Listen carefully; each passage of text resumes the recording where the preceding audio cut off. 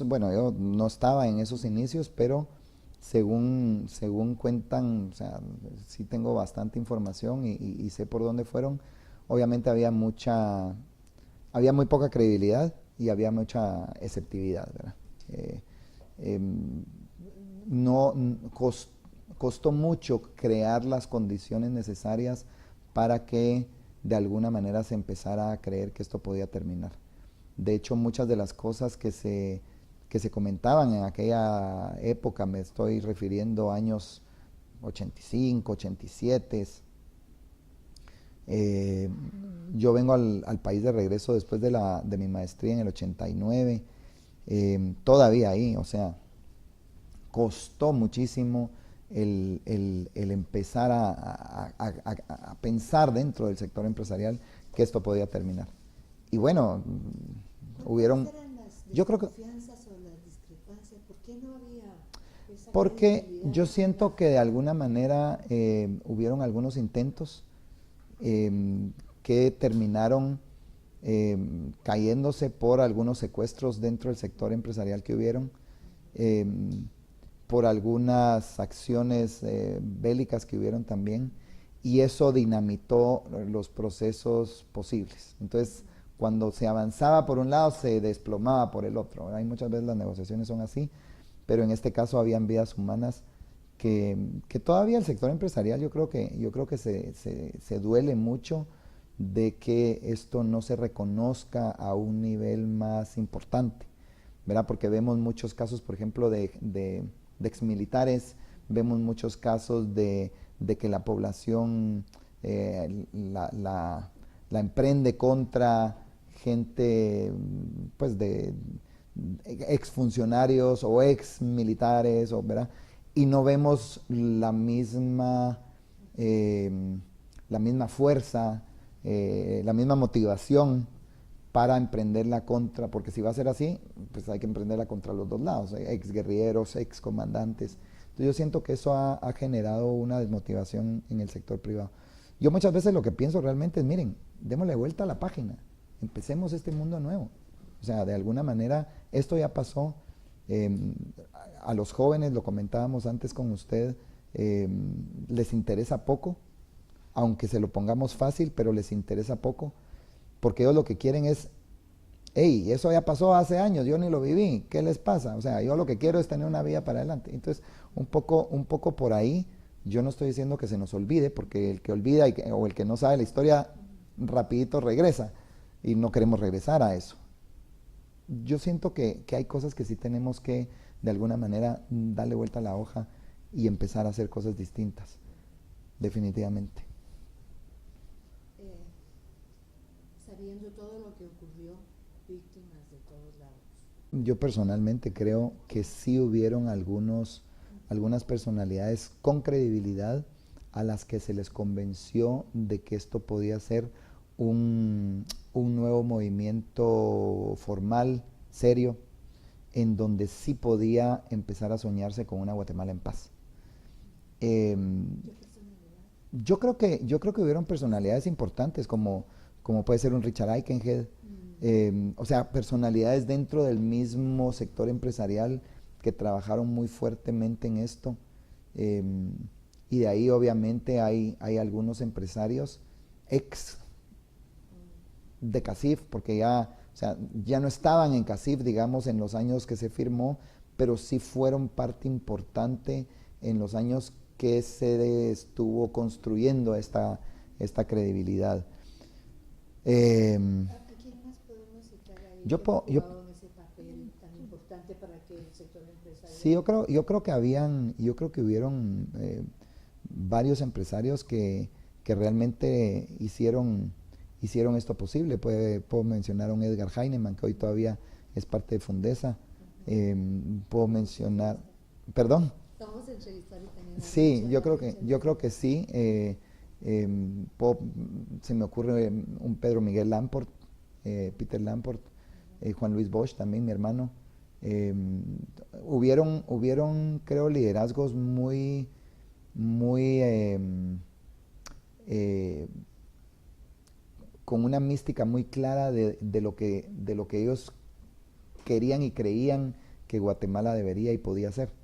Entonces yo creo que sí hubieron estos liderazgos, creo que fueron muy importantes para llevar esta, porque de ahí nadie creía. Y de los nombres que estoy mencionando creo que habían tal vez uno, tal vez, ¿verdad? Pero la mayoría no creía en que esto podría ser algo serio y algo formal. Por lo mismo que comentaba, ¿verdad? Secuestros, asesinatos a líderes del sector empresarial, etcétera. Pero conforme fueron pasando los años y esto estaba como en neutro, era espantoso. Y la economía totalmente tirada por un lado. Me recuerdo del gobierno del licenciado Vinicio Cerezo, en donde la inflación llegó a niveles del 60%. Temas totalmente fuera de control, un país a la deriva, un país que definitivamente no iba para ningún lado. Y entonces tenían que pasar cosas distintas. Y yo creo que la visión de estos empresarios que menciono y la de algunos otros que se me olvidan en este momento, pudieron poner ese punto sobre la I y empezar realmente a rasgar una estrategia de cómo poder construir esta credibilidad. Y se construyó.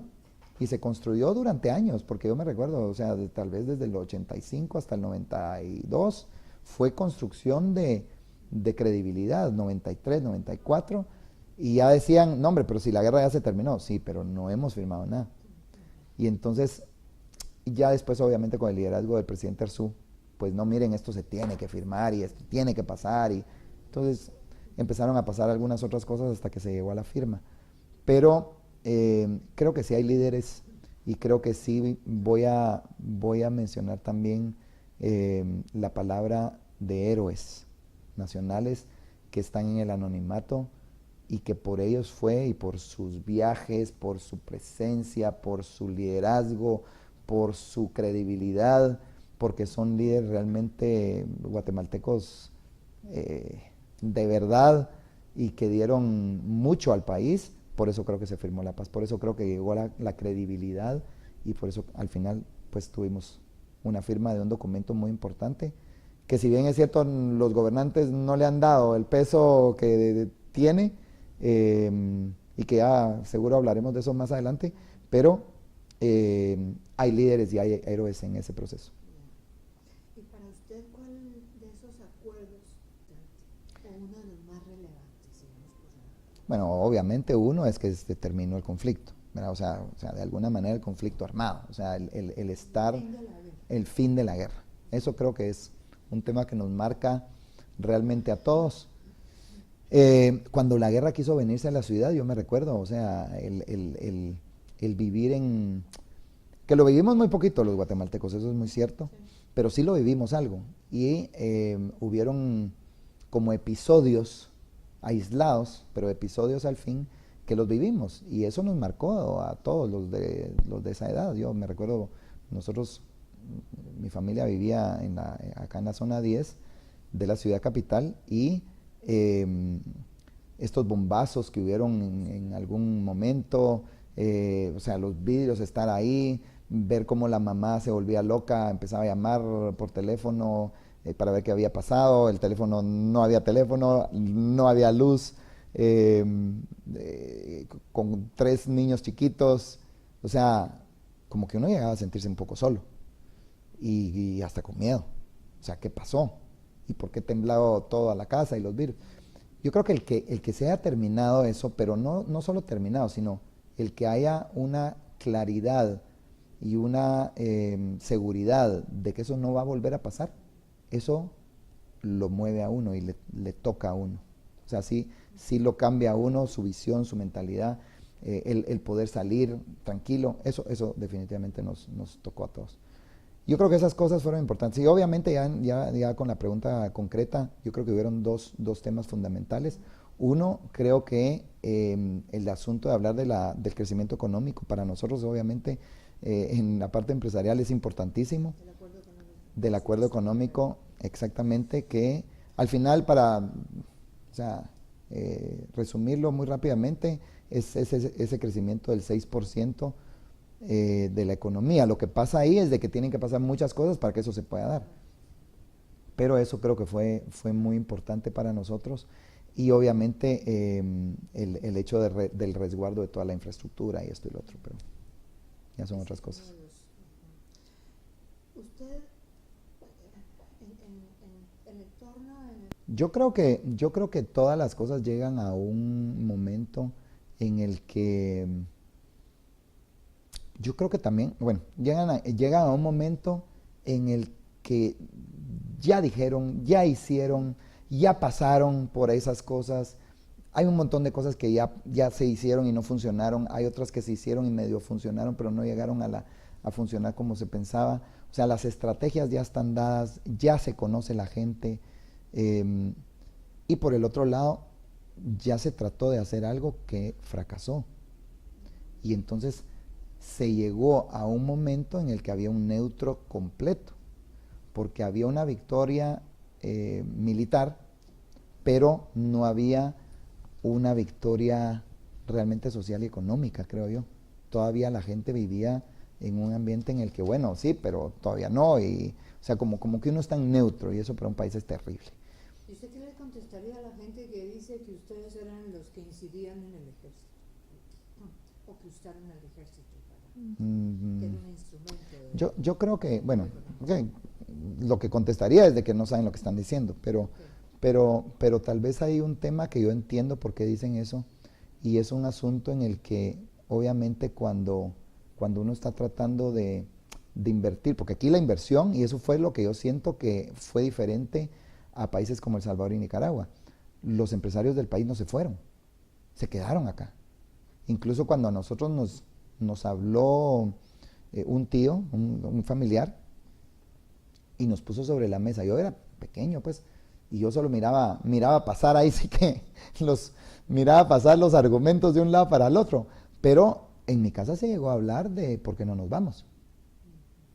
Y lo que se decidió esa noche fue, nosotros no nos podemos ir, que se vayan las mujeres y los niños.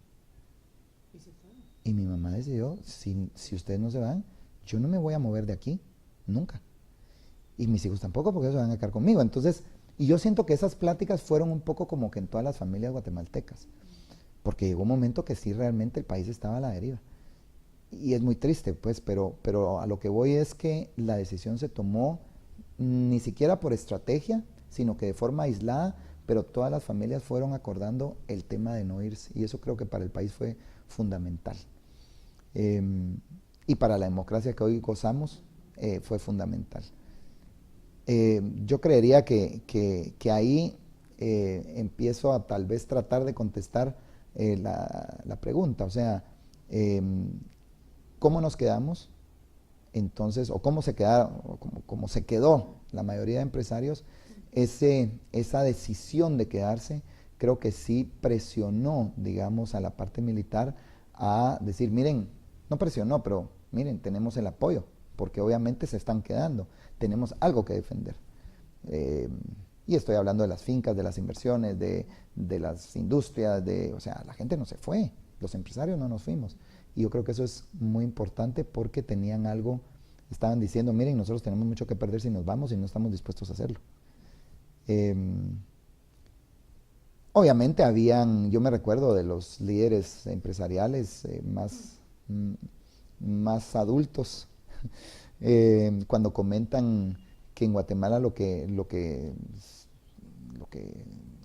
o sea, la gente con la que se hablaba era la embajada, el ejército y la gente del sector privado. Esos eran como que los polos más fuertes de poder, digamos. Obviamente del otro lado estaba la guerrilla y todo lo que estaba sucediendo ahí. Y como no había teléfono rojo, entonces no había comunicación, que fue terrible también. Hasta después creo que sí empezaron a ver, ya obviamente pues hubo y según lo que me contaba, bueno, me han contado algunos que sí empezaron a ver teléfonos rojos, que fue lo que realmente llevó a generar una mejor comunicación, pero algo, ¿Qué es eso? pues que cuando hay una guerra hay alguien que se comunica de un bando con el otro, ¿verdad? Y entonces, ¿Estás hablando del sector empresarial con el ejército? no, yo creo que del sector del ejército con la guerrilla, yo creo que ahí empezó a haber algo y eso empezó a generar ya más adelante cierta comunicación y al final cierta credibilidad, que fue lo que terminó con el conflicto. ¿Y usted qué momento destacaría sobre otro en cuanto a su postura, tanto política como en cuanto a la visión del país que tenemos y lo que hay que hacer en este país? Yo realmente creo que el empresario ha cambiado muchísimo. Creo que el empresario de hoy es un empresario que está más anuente a hablar con la sociedad y diseñar el país que todos queremos. Cuando hablábamos antes del país que todos queremos, realmente era el empresario, o sea, era el país que el empresario quiere. Y a veces se nos olvidaba que para hacer una inversión no es solo comprar la tierra y empezar a construirla.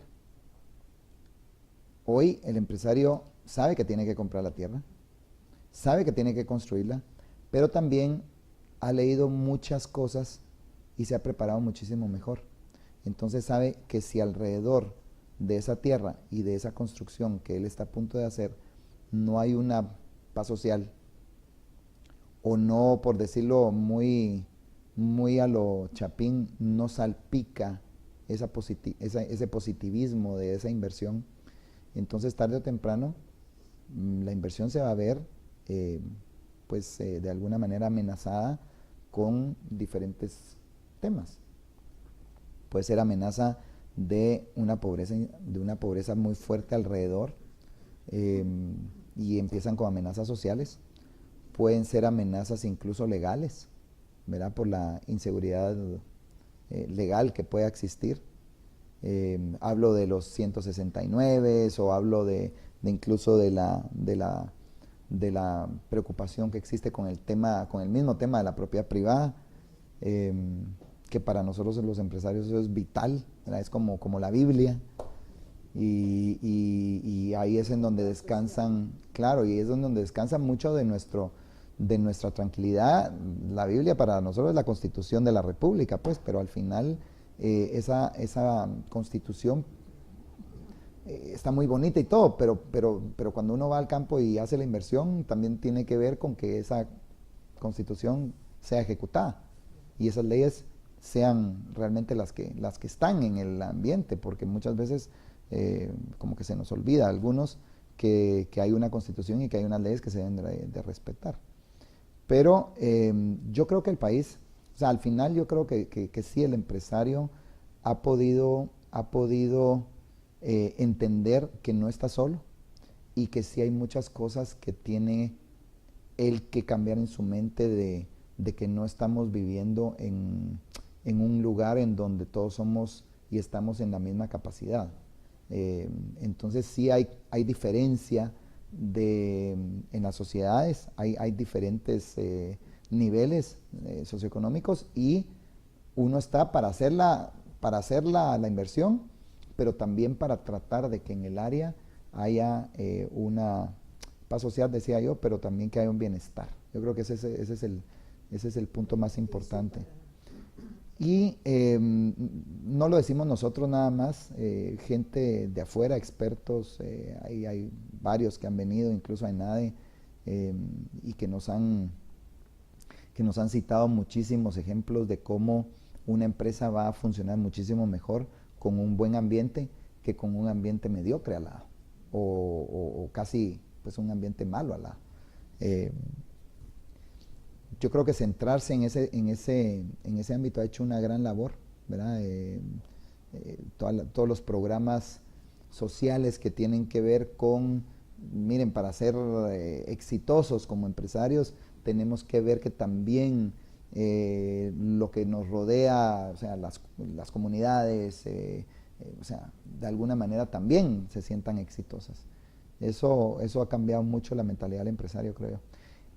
Incluso nos ha llevado a pensar en temas ya nacionales. O sea, el empresario hoy por hoy invierte, yo diría, fuertes cantidades de dinero en tratar de tener programas muy claros, no solo propuestas, sino coadyuvar al gobierno con temas muy puntuales en temas de educación y salud, cosa que jamás, bueno, y seguridad también hemos hecho un poco ahí, pero antes jamás, o sea, un empresario antes, o sea, hace 10, 15, 20 años, 30 no digamos, el empresario lo que decía es, eso no es culpa nuestra, eso déjenselo al gobierno. Sí, pero el gobierno, sus recursos son bien escasos, sí, pero eso no es culpa nuestra, eso es... Y después lo que hemos ido aprendiendo es que tarde o temprano los empresarios tienen que pagarlo, ¿no? De alguna manera, o sea, o lo pagan para ayudar al Estado o lo pagan en sus propias empresas con seguridad, con educación para los hijos de los trabajadores o con salud, centros de salud adentro de las plantas o adentro ¿verdad? De las industrias para generar ese bienestar o tratar de generar ese bienestar dentro de sus trabajadores. Cuando todos sabemos que es deber del Estado. Entonces, ahí es en donde nos sale más eficiente. O sea, para mí, si me preguntan, ojalá que el Estado pudiera cumplir, pero para que pueda cumplir, tenemos entonces que dar al fisco lo que se necesita en el fisco para que esta situación genere lo que tiene que generar y que de alguna manera, pues obviamente, haya los recursos suficientes. O sea, todo es una como cadena, ¿verdad? Eso lo sabemos. Y ese es el empresario que empieza a tener Guatemala, cosa que a mí me tiene muy contento. Bueno, ¿dónde está? Uy, es una pregunta muy difícil. Yo creo que en un momento nuestra situación era Nicaragua. En un momento, o sea, nuestro destino, digámoslo así, era Nicaragua. En algún momento, antes, tal vez en el 78, 80. Y luego también hemos pensado en que hubiera podido ser Venezuela. Si no se hubieran firmado. Seguro. Por otro lado, hay mucha gente que dice, miren, hubiéramos podido ser Chile. Porque aquí lo que necesitamos es una dictadura militar muy fuerte en la que se fortalezcan muchísimo las instituciones antes de que se abra a la democracia. Entonces, hay una gama de posibilidades desde una Cuba hasta, no sé, hasta un Chile, pues, una Colombia. Pero al final, tal vez, dentro de esas posibilidades somos Guatemala.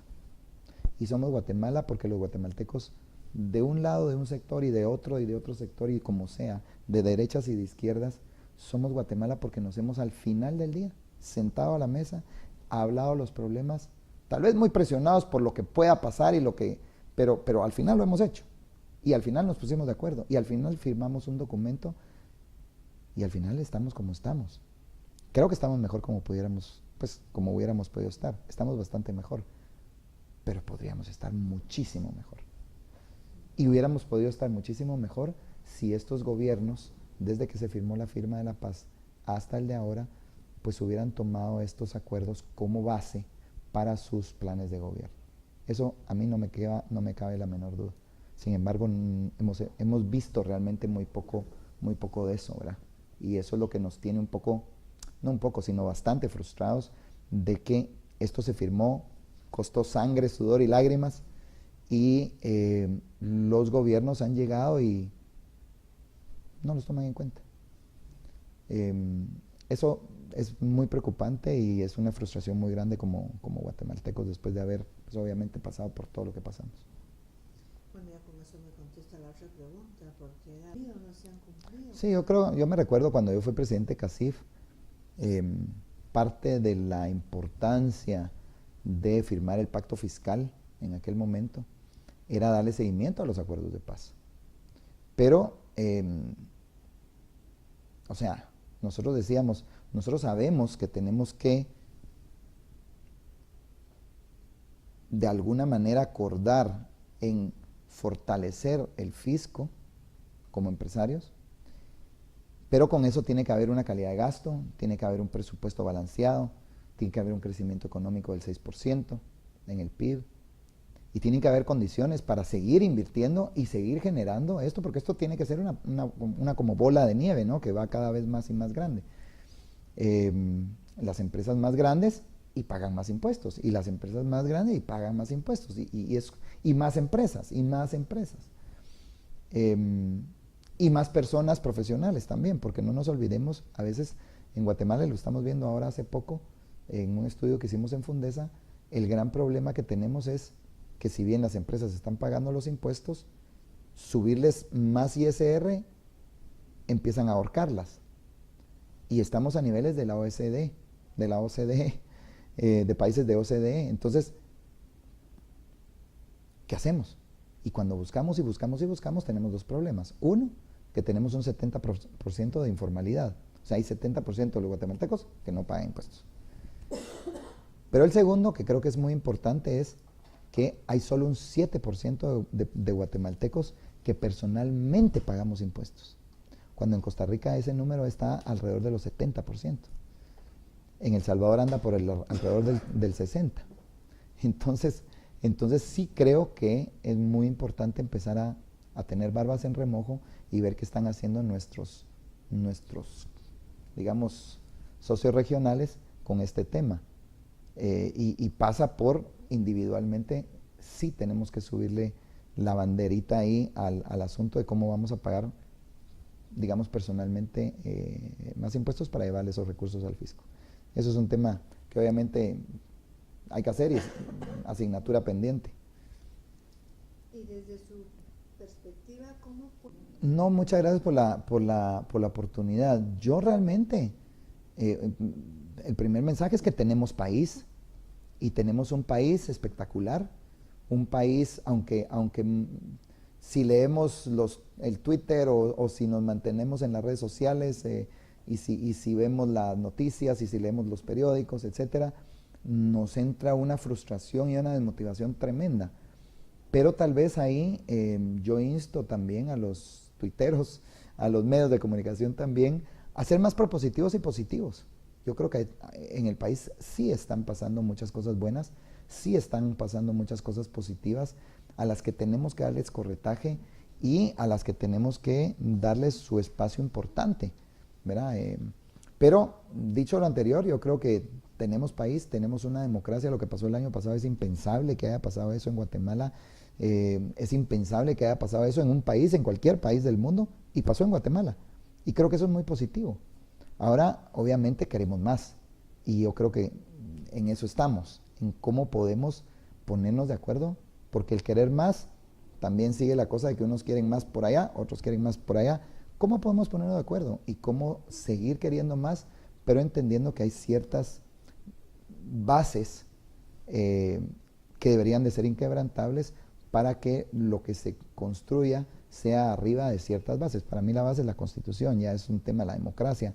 ¿Cómo vamos a cambiar eso? O sea, es un asunto muy importante que nos pasó.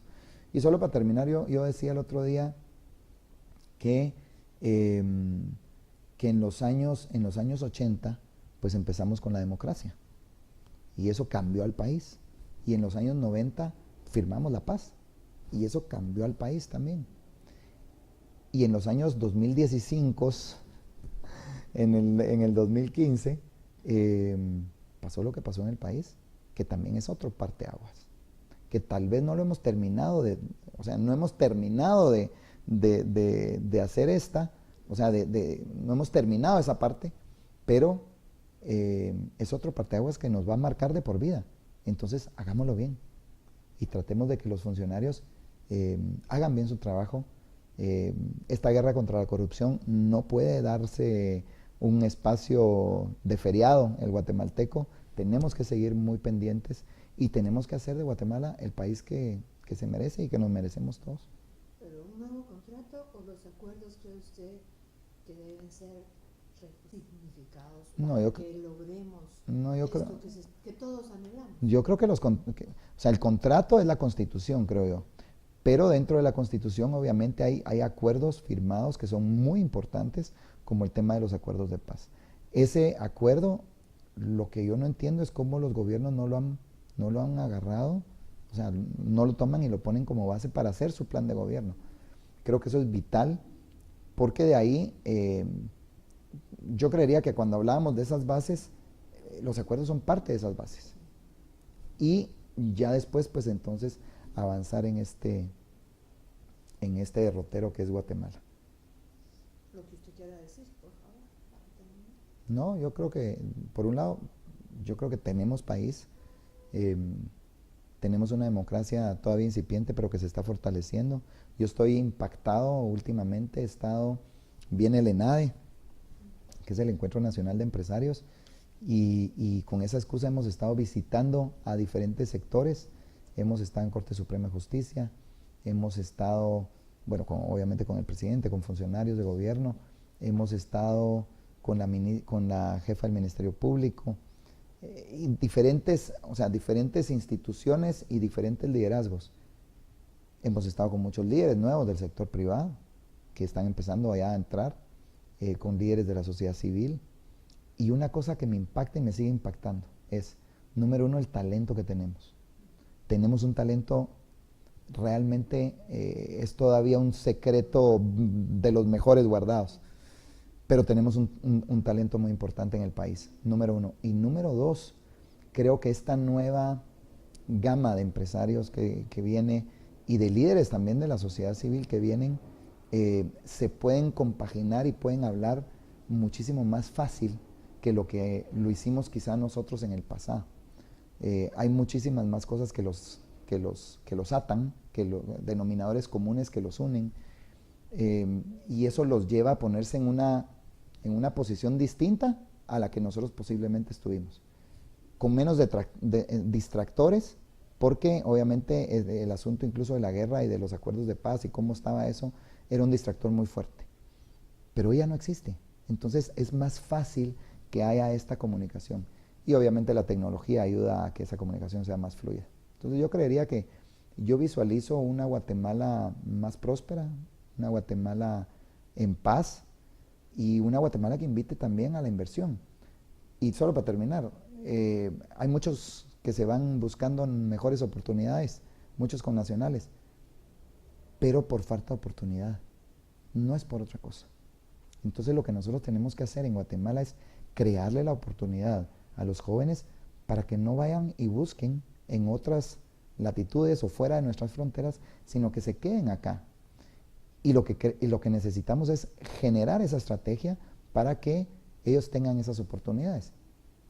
Y una de las estrategias más importantes que he visto hasta ahora es este asunto de las ciudades intermedias.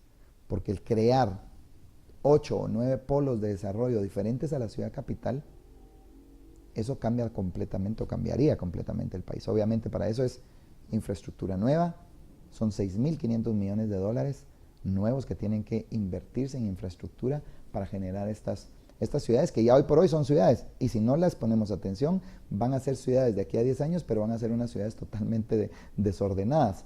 ¿Qué pasa si realmente les ponemos atención y las ordenamos y generamos ahí esas fuentes de oportunidades para nuestros jóvenes? Yo creo que eso cambiaría muchísimo el país. Pero eso es solo el desarrollo urbano y el desarrollo rural. Porque entonces le quita la presión, y lo hablábamos ayer, y gracias por la pregunta, le quita presión de tener tanto joven en el área rural. Y entonces a la hora de quitarle la presión van a ir quedando menos en el área rural, que va a ser muchísimo más fácil para el Estado llegarles a tener una mejor vida dentro de lo que ellos saben hacer, que es el área rural. Pero de todas maneras muchos van a emigrar, y lo que nosotros estamos empezando a pensar es, pero que emigren dentro de las fronteras.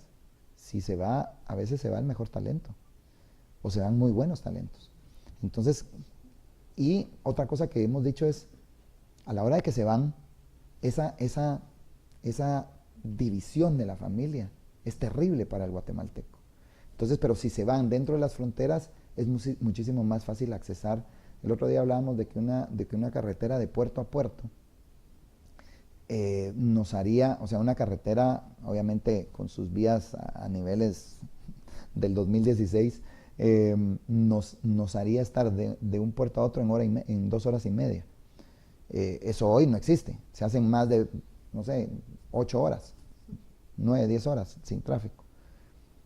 Pero si se hacen 2 horas y media, eso cambia radicalmente la forma de comunicación y genera esas oportunidades. Entonces yo sí creo que el área rural no puede estar olvidada, tiene que ser parte de la estrategia, y tiene que ser esa parte de la estrategia, pero no con esa carga que tenemos ahorita tan grande.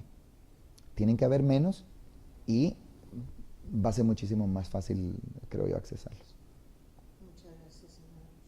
Realmente fue una excelente entrevista. Muchas gracias a usted por la oportunidad. No, va a ayudar enormemente porque